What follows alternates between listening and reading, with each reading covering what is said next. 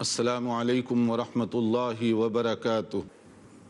الحمدللہ رب العالمین والصلاة والسلام علی رسولہ الکریم وعلی آلہ وصحبہ اجمعین ومن تبعہ بإحسان الی یوم الدین، اما بعد۔ محترم بھائیوں اور بہنوں، آج 7ویں پارے کی تفسیر کا خلاصہ پیش کیا جا رہا ہے۔ 7ویں پارے کے آغاز میں اہل کتاب کی کچھ اچھی صفات کا ذکر کیا گیا۔ دنیا میں ہر طبقے میں اچھے اور برے لوگ رہے ہیں۔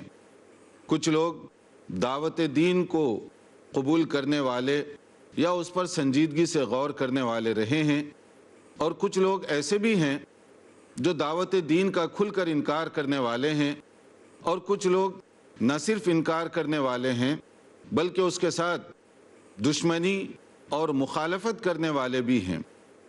تو ان کے بارے میں بتایا گیا کہ ان میں سے جو اچھے اور سنجیدہ لوگ ہیں، وَإِذَا سَمِعُوا مَا أُنزِلَ إِلَى الرَّسُولِ تَرَىٰ أَعْيُنَهُمْ تَفِيضُ مِنَ الدَّمْعِ مِمَّا عَرَفُوا مِنَ الْحَقِّ۔ کچھ لوگ ایسے ہیں ان میں سے کہ جب کبھی وہ قرآن کریم کی تلاوت سنتے ہیں، رسول اکرم صلی اللہ علیہ وسلم پر نازل ہونے والی چیزوں کی تلاوت سنتے ہیں، تو اس کی وجہ سے ان پر ایک کیفیت طاری ہوتی ہے اور ان کے آنسو نکل پڑتے ہیں، کیونکہ وہ جانتے ہیں کہ حق کیا ہے، انہیں معلوم ہے کہ سچائی کیا ہے، اور وہ سچائی کی جو تاثیر ہے وہ اس کو قبول کرتے ہیں۔ اہل کتاب میں سے ایک بڑی مثال حبشہ یعنی ایتھیوپیا کے بادشاہ اسحما کی دی جا سکتی ہے کہ جب حضرت جعفر بن ابی طالب رضی اللہ تعالی عنہ ان کے دربار میں پہنچے، صحابہ کرام کی ہجرت کا پہلا واقعہ اسی حبشے کی طرف پیش آیا، اور دوسرا گروپ بھی اسی حبشے کی طرف ہجرت کر کے گیا۔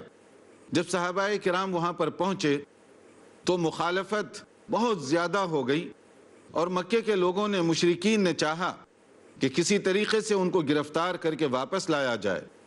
تو اس موقع پر حضرت جعفر رضی اللہ تعالی عنہ نے دربار نجاشی میں قرآن کریم کی کچھ تلاوت کی، جس کا کسی اور موقع پر ذکر ہوگا انشاءاللہ۔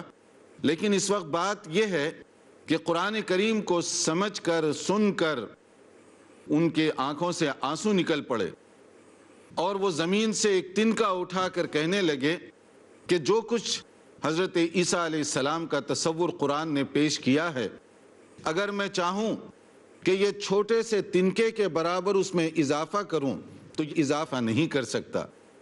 یعنی مطلب یہ ہے کہ قرآن کریم نے حضرت عیسیٰ، حضرت مریم علیہم السلام کے بارے میں جو پاکیزہ ترین تصور پیش کیا، افراط اور تفریط سے ہٹ کر، وہ انتہائی پیارا اور انتہائی مناسب تصور ہے۔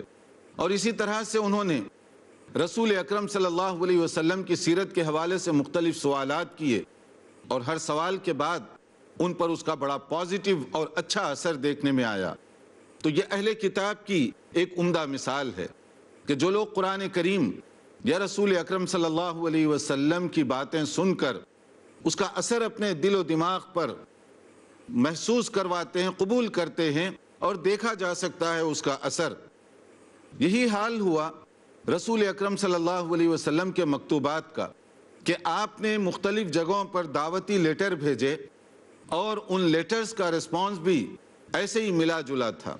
کچھ لوگوں نے نبی کریم صلی اللہ علیہ وسلم کے مکتوب کو، آپ کے گرامی نامے کو آنکھوں سے لگایا، اور کچھ لوگوں نے پھاڑ کر پرزے پرزے کر دیے اس کے۔ تو دونوں طرح کے لوگ ہیں اہل کتاب میں۔ تو اس لیے جب بھی کسی اہل کتاب کے ساتھ گفتگو ہو یا کسی کے ساتھ بھی، اسلام کا یہ اعتدال پسندی کا انداز ہے کہ ان میں جو بھی گروپ ہیں، جو بھی طبقہ ہے، اسی حساب سے اس کا تذکرہ کیا جائے۔ جو لوگ خیر کو پسند کرتے ہیں ان کو اچھے انداز سے، اور جو نہیں پسند کرتے ان کو اسی انداز سے۔ مطلب یہ ہے کہ سب کو ایک ہی انداز سے نہ ناپا جائے۔ ہر طبقے میں خیر اور شر، اچھے اور برے، دونوں طرح کے لوگ رہے ہیں۔ اور اسی طرح اس کے بعد آیت 89 میں قسم، حلف اور اوت وغیرہ جو لیا جاتا ہے، اس کے حوالے سے کچھ باتیں بتائی گئیں کہ اصل میں دیکھیے، قسمیں جو کھائی جاتی ہیں، جیسے ہم کہتے ہیں کبھی ماں کی قسم، باپ کی قسم، قرآن کی قسم، کوئی کسی کی قسم، کوئی کسی کی قسم، اس طرح کے الفاظ عام طور پر ہمارے ہاں رائج ہیں۔ پہلی چیز تو یہ یاد رکھیے کہ تکیے کلام کے طور پر بلا مقصد اس طرح قسم کھانا یہ درست نہیں ہے۔ جب ضرورت ہے اسی وقت آدمی اس کو استعمال کرے۔ نمبر 2 یہ ہے کہ جب قسم کھا لے تو اس پر عمل بھی کرے۔ نمبر 3 یہ ہے کہ قسم صرف اللہ ہی کے نام کی کھائی جا سکتی ہے۔ من حلف بغیر اللہ فقد اشرک، ایک اور حدیث میں بتایا گیا من حلف بغیر اللہ فقد کفر، جو اللہ تعالیٰ کے نام کے علاوہ کسی اور کے نام کی قسم کھائے گا گویا کہ اس نے شرک کیا، گویا کہ اس نے کفر کیا۔ تو جو لوگ ماں کی قسم یا باپ کی قسم، سر کی قسم، نہ جانے کون کون سی قسمیں رائج ہیں، یہ سب کی سب غلط۔ اسلام نے ان چیزوں کو پسند نہیں کیا۔ پھر اس کے بعد یہ ہے کہ اگر کوئی آدمی کسی برے کام کے لیے قسم کھائے، اللہ تعالیٰ کی ناراضگی کی کوئی بات اس پر قسم کھا لے کہ میں بہن کی وزٹ نہیں کروں گا، میں بھائی کا چہرہ نہیں دیکھوں گا، میں ان کے گھر نہیں جاؤں گا، یہ غلط قسم ہے، تو ایسی صورت میں اس کو قسم توڑ دینا چاہیے، کیونکہ وہ برے مقصد کے لیے قسم کھا رہا ہے۔ اور پھر اگر آدمی قسم سنجیدگی کے ساتھ کھائے اور پھر اس کو توڑنے کی ضرورت پیش آ جائے تو کیا کرنا چاہیے؟ آیت 89 میں اس کے بارے میں اس کا کفارہ بتایا گیا، یعنی اس کا کمپنسیشن مقرر کیا گیا کہ تم نے ایک وعدہ کیا اور وعدے کو توڑنا چاہتے ہو، تو اس کا طریقہ کیا ہے؟ اس کا طریقہ یہ رکھا گیا کہ 10 غریبوں کو کھانا کھلانا پڑے گا، یا نہیں تو 10 آدمیوں کو کپڑا پہنانا ہوگا، اور اگر یہ بھی نہیں کر سکتے تو پھر 3 دن تم کو روزہ رکھنا ہوگا۔ تو 3 دن کے روزے ایک قسم توڑنے کا کفارہ بنیں گے، یا تو 10 مسکینوں کو کھانا کھلائے یا کپڑا پہنائے ان کو، یا نہیں تو پھر کم سے کم 3 دن روزہ رکھے۔ یہ ہے شریعت کا حکم ان لوگوں کے لیے جو کسی مسئلے میں سنجیدگی کے ساتھ قسم کھائیں اور اس کو توڑ دیں اور اس کو پورا نہ کر سکتے ہوں۔ پھر اس کے بعد آیت 90 اور 91 اس کے اندر چند خاص باتوں کا حکم دیا گیا کہ اس سے کس طرح سے پرہیز کرنا چاہیے اور کیوں کرنا چاہیے۔ قرآن کریم یہ ایک مرر ہے، اس کو دیکھیے، اس کو سمجھیے، اس پر عمل کیجیے۔ اس کے بعد آیت 90 اور 91 اس کے اندر کچھ باتوں سے منع کیا گیا ہے، تو اس پر ہم غور کریں، کیونکہ قرآن کریم یہ ایک آئینہ ہے، ایک مرر ہے، تاکہ ہم اس کی روشنی میں اپنی زندگیوں کی اصلاح کر سکیں۔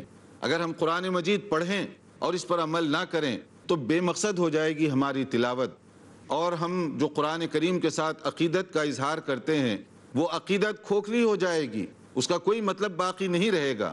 اس کے اندر بتایا گیا یا ایھا الذین آمنوا انما الخمر والمیسر والانصاب والازلام رجس من عمل الشیطان فاجتنبوہ لعلکم تفلحون، کہ اے ایمان والو، شراب، جوا اور اسی طرح سے قسمت کے حال جو معلوم کیے جاتے ہیں اور بت خانے، یہ شیطانی چیزیں ہیں، ان سے تم پرہیز کرو اگر تم کامیابی پانا چاہتے ہو۔ تو شراب کا نمبر 1 حکم دیا گیا کہ شراب، اس کو حرام قرار دیا گیا۔ شراب یہ شیطانی چیز ہے، فلاح اور کامیابی پانے کے لیے شراب کو گیو اپ کر دینا، انٹاکسیکیشن، نشہ آور تمام چیزوں کو شریعت اسلامیہ میں حرام کر دیا گیا۔ اور یہ حرمت بھی کیسی؟ پینا، پلانا، سرو کرنا، اس کا انتظام کرنا، اس کے کاروبار میں کسی طرح کی حصے داری کرنا، یعنی ڈائریکٹ یا انڈائریکٹ پارٹیسپیشن، یہ سب کی سب حرام کر دی گئی ہے۔ شراب کسی کے لیے جائز اور درست نہیں ہے، شراب انسان کو بے حس بنا دیتی ہے۔ اور اسی طرح سے جوا، گیمبلنگ، چاہے وہ کسی بھی قسم کا جوا ہو، آپ لاٹری کے ذریعے سے جوا کریں، مشینوں کے ذریعے سے کریں، الیکٹرانک کے ذریعے سے کریں، یا ویسے ہی بیٹھ کر کریں، جوے کی تمام قسموں کو شریعت میں حرام قرار دیا گیا ہے۔ اور اس کے بعد یہ جو لوگ قسمت کا حال معلوم کرتے ہیں اور قسمت کے تیر شگون اور بدشگون کسی چیز سے لیتے ہیں، کبھی ایسے ہوتا ہے کہ کوئی کام کرنے میں آپ کو یقین نہ آئے تو وہ قسمت کے حال نکالنے کی کوشش کرتے ہیں، فال اس کے ذریعے سے معلوم کرتے ہیں کہ کیا کام میرے لیے ٹھیک ہے اور کیا کام میرے لیے ٹھیک نہیں ہے۔ یا نہیں تو فرچون ٹیلر، سود سیر اور اس طرح کے لوگوں کے پاس جاتے ہیں جو آپ کو ستاروں کو دیکھ کر آپ کی قسمت بتاتے ہیں. انہیں اپنی قسمت کا پتہ نہیں ہوتا، آپ کی قسمت بتاتے ہیں. اسے یہ نہیں معلوم کہ یہ میرے ساتھ کیا ہونے والا ہے، آپ کی قسمت وہ بتانے کا دعویٰ کرتا ہے. اور پھر اس کے بعد یہ جو مختلف قسم کے دربار یا مختلف قسم کی ایسی جگہ جہاں پر بت خانے ہیں یا جہاں پر غیر اللہ کی کسی طرح سے پوجا اور پرستش ہوتی ہو، کسی بھی معنی میں ان جگہوں پر جانے سے بھی منع کیا گیا ہے تاکہ آپ کا ایمان خالص رہے، صاف ستھرا رہے، پاکیزہ رہے. تو یہ جو چیزیں ہیں ان کو کہا گیا یہ شیطانی عمل ہیں. یعنی بت خانے یا وہاں پر جانے کا جو بھی مقصد ہو، آدمی کو چاہیے کہ ایسی چیزوں سے احتیاط کرے. تو ان کو کہا گیا کہ یہ شیطانی جگہ ہیں یا شیطانی کام ہیں، اگر تم فلاح پانا چاہتے ہو تو ان سے پرہیز کرو. اور پھر اس کے بعد جو مختلف اور چیزیں بتائی گئی ہیں اس میں سے احرام کے کچھ آداب بتائے گئے کہ حالت احرام میں آدمی کو چاہیے کہ شکار نہ کرے. اس زمانے میں چونکہ احرام باندھ کر لوگ بہت طویل میقات سے مکہ مکرمہ پہنچنے کا فاصلہ بڑا طویل ہوتا، تو راستے میں وہ شکار وغیرہ بھی کھیلا کرتے تھے، ہنٹنگ کیا کرتے تھے. تو اس سے منع کیا گیا کہ یہ جو ہے احرام کے آداب کے خلاف ہے. یہاں ایک مختصر سا وقفہ ہم لیں گے، دیکھتے رہیے programme.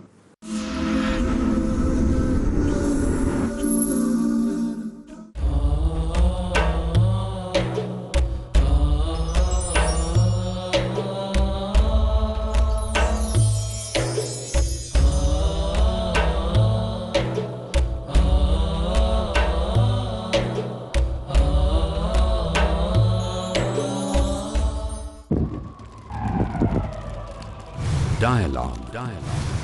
Discussion. Debate. Rebuttal. Conclusion. Eliminate misconceptions about religion. Get enlightened. Witness Dr. Zakir Naik in a battle of words in Crossfire. ہر اتوار رات 8:30 بجے اور دوبارہ صبح 8:30 بجے انڈیا میں پیس ٹی وی اردو پر.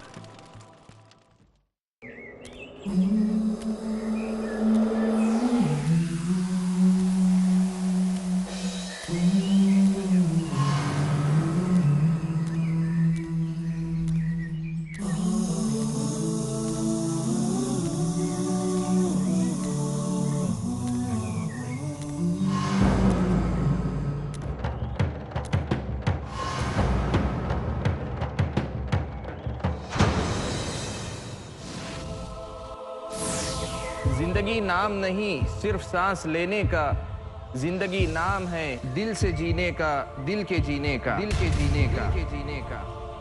دل ہو زندہ تو آباد ہیں ویرانے بھی، ورنہ حیران و پریشان ہیں فرزانے بھی، فرزانے بھی ہیں فرزانے بھی. مجھے یہ ڈر ہے دل زندہ تو نہ مر جائے، کہ زندگانی عبارت ہے تیرے جینے سے، تیرے جینے سے. جانیے اپنے دل کو، دل کی دنیا کو. دیکھیے ایک نیا سلسلہ میرے ساتھ، دل کی دنیا، صرف پیس ٹی وی اردو پر. جانیے دلوں کو ہمیشہ ایمان کی گرمی سے تازہ رکھنے والا اسلامی فلسفہ دل کی دنیا. اگلا پروگرام پیس ٹی وی اردو پر.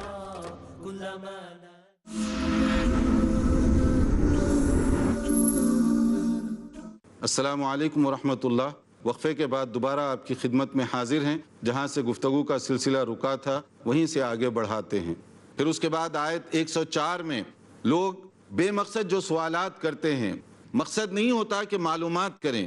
معلومات کے لیے سوال کرنا یہ اچھی چیز ہے، ویریفیکیشن، کہ آپ کو اس کی وضاحت چاہیے تو معلومات کیجئے. لیکن اس کے بجائے آپ ٹائم ویسٹ کرنے کے لیے سوال کریں، انٹرٹینمنٹ کے لیے سوالات کریں، تو یہ درست نہیں ہے. اسی طریقے سے مطمع نظر یہ ہونا چاہیے، ٹارگٹ یہ ہونا چاہیے کہ جب بھی مجھے کوئی صحیح بات ملے گی تو میں اس کو قبول کر لوں گا.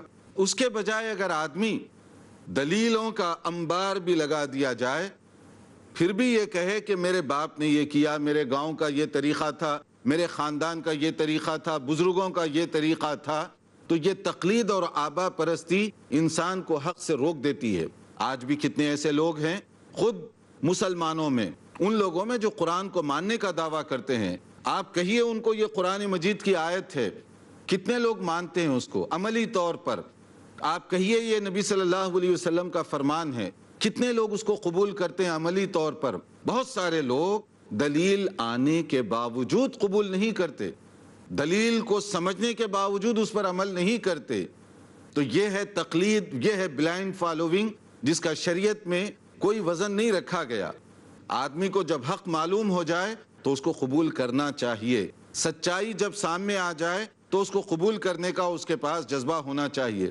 پھر آیت 111 اور اس کے آگے حضرت عیسیٰ علیہ السلام کو اللہ تعالیٰ نے جو خصوصی معجزات میریکلز عطا فرمائے تھے ان کا ذکر کیا گیا کہ اللہ تعالیٰ نے ان کو یہ صلاحیت دی تھی کہ مختلف قسم کی بیماریوں پر اگر وہ ہاتھ پھیرتے تو اللہ کے فضل و کرم سے اس کو شفا ہو جایا کرتی تھی، اور مختلف اسی طرح کی جو مسائل ہیں ان پر اللہ تعالیٰ کے فضل سے ان کو اللہ تعالیٰ تندرستی اور صحت دے دیا کرتا تھا۔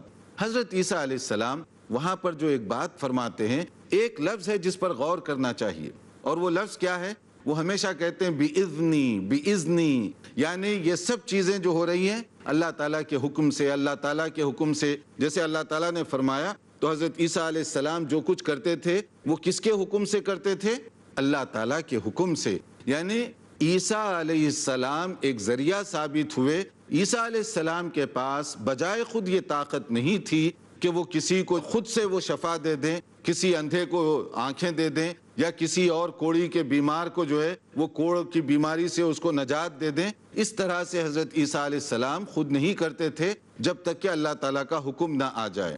پھر سورہ انعام کے اندر مختلف جو موضوع اور عناوین ہیں ان میں سے ایک مثلا آیت نمبر 17، اس کے اندر اللہ تعالیٰ پر توکل، اعتماد اور بھروسے کی بات بتائی گئی کہ ایک مومن کو چاہیے کہ وہ اللہ پر اعتماد کرے، اللہ پر توکل کرے، ہر کام میں اللہ تعالیٰ کے اوپر اپنا توکل اور اپنا یقین مضبوط سے مضبوط کرے، ورنہ کیا ہے کہا گیا وَإِن يَمْسَسْكَ اللَّهُ بِضُرٍّ فَلَا كَاشِفَ لَهُ إِلَّا هُوَ وَإِن يَمْسَسْكَ بِخَيْرٍ فَهُوَ عَلَى كُلِّ شَيْءٍ قَدِيرٌ، کہ کسی کو کوئی فائدہ ہو یا نقصان ہو، یہ سب چیزیں کس کے حکم سے ہوتی ہیں، کس کی مرضی سے ہوتی ہیں، کس کی حکمت اور مشیت سے ہوتی ہیں؟ یہ صرف اللہ رب العالمین کی طرف سے اس کا فیصلہ ہوتا ہے۔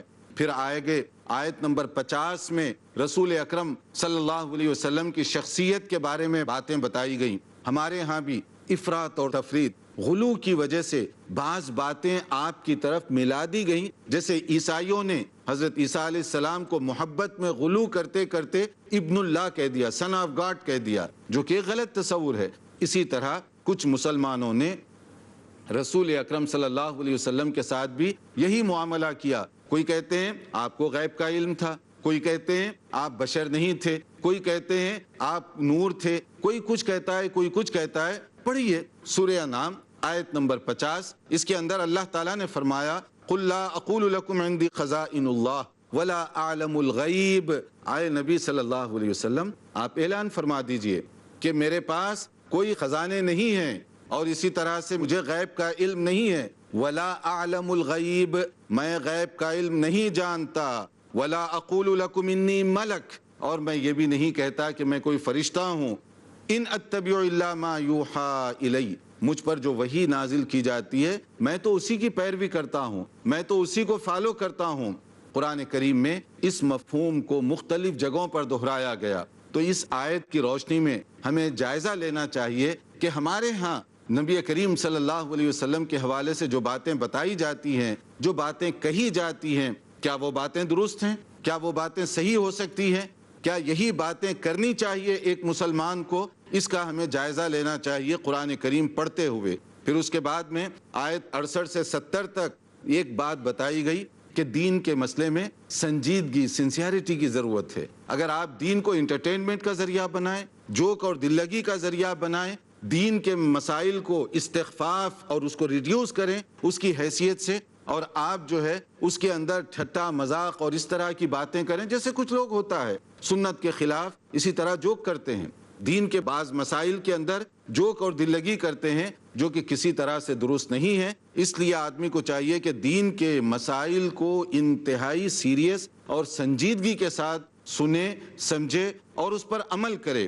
پھر آیت 75 سے 86 تک حضرت ابراہیم علیہ السلام کا جو ملکوتی مشاہدہ، یعنی ان کی دعوت کے بڑے بڑے انداز تھے۔ ان میں سے ایک انداز یہ بھی تھا کہ وہاں پر لوگوں کے اندر ستارہ پرستی کا ایک رواج تھا۔ کوئی جو ہے فلاں ستارے کی پوجا کرتا، کوئی شمس کی، کوئی قمر کی، کوئی کسی چیز کی، اس طرح کی پوجا اور پرستش کرتے۔ تو ابراہیم علیہ السلام نے ان کو کیسے کنونس کیا؟ ایک موقع پر انہوں نے کہا، جب ستارہ چمک رہا تھا اس کو دیکھتے ہوئے کہا کہ یہ بہت چمکدار ستارہ ہے، اسٹار کے اندر بہت شائننگ ہے، تو ہو سکتا ہے یہی خدا ہو۔ اب لوگ بڑے خوش ہوئے کہ لو ابراہیم علیہ السلام بھی اب اس کی تائید میں بات کر رہے ہیں۔ پھر جب تھوڑی دیر بعد ظاہر ہے کہ اس کی جو شائننگ ہے وہ ختم ہو گئی اور اس کے بعد ستارہ ڈوب گیا، تو انہوں نے کہا کہ جو اپنا وجود باقی نہ رکھ سکے وہ خدا کیسے ہو سکتا ہے، لہٰذا میں اس سے وڈرا کرتا ہوں۔ پھر ایک اور موقع پر چاند کو دیکھا کہ چاند میں زیادہ روشنی ہے، تو کہا کہ شاید یہ خدا ہو، کیونکہ اس کے اندر بڑی روشنی ہے اور اس کی چاندنی رات میں لوگ بڑے فائدہ اٹھا رہے ہیں، فضا جو ہے بڑی پرکیف ہو گئی ہے۔ تو اس کے بعد یہ ہوا کہ جب چاند ڈوب گیا تو حضرت ابراہیم نے کہا کہ میں اس کی کیسے عبادت کروں جو اپنے آپ کو کنٹرول نہ کر سکے، کوئی اس کو نکالتا ہے تو نکلتا ہے اور کوئی ڈباتا ہے تو وہ ڈوب جاتا ہے، اپنے وجود کو جو باقی نہ رکھ سکے میں کیسے اس کی عبادت کروں۔ پھر اس کے بعد ایک موقع پر سورج کو دیکھا اور کہا کہ سورج میں تو بہت روشنی ہے، پوری دنیا کو اس کی روشنی سے فائدہ پہنچ رہا ہے، ہو سکتا ہے یہ خدا ہو۔ پھر اس کے بعد جب سن سیٹ ہوا یعنی مغرب کا وقت ہوا، سورج ڈوب گیا، تو انہوں نے کہا کہ جو اپنا وجود باقی نہیں رکھ سکتے، جس کو ڈبانے اور نکالنے والا کوئی اور ہے، تو ہم اس کی کیسے عبادت کریں۔ انہوں نے اپنی برات کا اظہار کیا کہ اے میری قوم کے لوگوں، میں ایسے اسٹار سے، ایسے سن اور مون سے کہ اس کی عبادت کرنے سے برات کا اظہار کر رہا ہوں کہ میرا اس کے ساتھ کوئی تعلق نہیں۔ اگر انسان اس کو سمجھ لے اچھی طرح سے، کتنے لوگ ہیں جو ان لوگوں کی عبادت کرتے ہیں، پوجا اور پرستش کرتے ہیں جو نہ نفع پہنچا سکتے ہیں نہ نقصان پہنچا سکتے ہیں، تو آدمی کو ان چیزوں سے سبق لینی چاہیے۔ پھر اللہ رب العالمین کے حوالے سے جو بات بتائی گئی آیت نمبر 103 کے اندر، ایک بہت ہی اہم جو بات بتائی گئی کہ رب العالمین کے حوالے سے کہ لا تدرکہ الابصار وہو یدرک الابصار، کہ اللہ تعالیٰ کو تو کوئی آدمی دیکھ نہیں سکتا مگر اللہ تعالیٰ ہر ایک کو دیکھتا ہے، ہر ایک کی سن رہا ہے، وہ تو علیم بذات الصدور ہے، دل کے اندر ہونے والی دھڑکن سے تک اللہ تعالیٰ واقف ہے۔ اللہ تعالیٰ کو کوئی نہیں دیکھتا مگر وہ ہر ایک کو دیکھ رہا ہے، اللہ ہر ایک کی سن رہا ہے۔ اس لیے ہمیں چاہیے کہ اللہ کو مخلوق کے ساتھ مکس اپ نہ کریں، اس کی طرح کوئی مثال نہیں دی جا سکتی، کوئی اگزامپل اللہ تعالیٰ کے لیے نہیں دی جا سکتی۔ پھر اس کے بعد آیت 93 کے اندر میدان محشر میں ریزوریکشن کہ قیامت کے دن کیسے لوگ پیش کیے جائیں گے، اس کے بارے میں بتایا گیا کہ وہاں پر سب کو انڈیویجول اپنا حساب دینا ہے، سب تنہا وہاں پر کھڑے کیے جائیں گے، کوئی کسی کے ساتھ نہیں، بلکہ ہر ایک کا الگ الگ حساب ہوگا۔ وَلَقَدْ جِئْتُمُونَا فُرَادَىٰ كَمَا خَلَقْنَاكُمْ أَوَّلَ مَرَّةٍ، کہا جائے گا کہ جیسے تمہیں پہلی مرتبہ پیدا کیا گیا اکیلا، اسی طرح سے یہاں اکیلے تم کو کھڑا کیا جا رہا ہے اور اکیلے تمہیں حساب کے لیے بلایا جائے گا، یعنی حساب و کتاب انڈیویجول، ہر ایک کا الگ الگ ہوگا۔ یہ نہیں ہے کہ گروپ کے ساتھ جائیں لمسم حساب ہو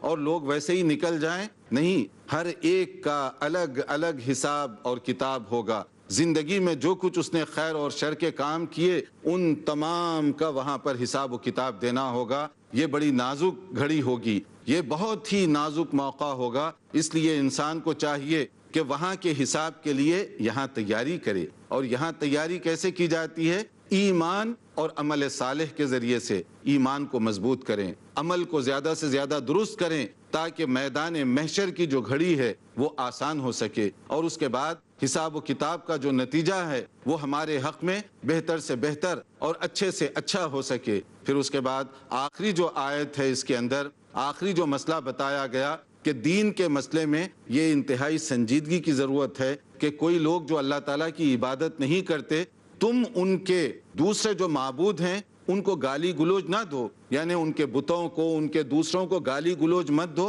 ورنہ کیا ہوگا؟ وَلَا تَسُبُّوا الَّذِينَ يَدْعُونَ مِن دُونِ اللَّهِ فَيَسُبُّوا اللَّهَ عَدْوًا بِغَيْرِ عِلْمٍ۔ اگر تم ان کے خداؤں کو، معبودوں کو، بتوں کو، مورتیوں کو گالی گلوچ دو گے، نتیجے میں وہ تمہارے اللہ کو گالی دیں گے اور تم اس کا سبب بنو گے۔ یعنی مطلب یہ ہے کہ لوگوں کی فیلنگ کو اس طرح سے ہرٹ نہ کرو کہ وہ ریئیکشن کے طور پر اللہ رب العالمین کی شان میں گستاخی کے مرتکب ہوں، بلکہ جب بھی مذہبی مسئلے میں بات ہو سنجیدگی کے ساتھ، سنسیئرٹی کے ساتھ بات کی جائے تو اس کا فائدہ ہو سکتا ہے۔ اللہ تعالیٰ قرآن و سنت کو سمجھنے اور اس پر عمل کرنے کی توفیق عطا فرمائے۔ وآخر دعوانا ان الحمد للہ رب العالمین۔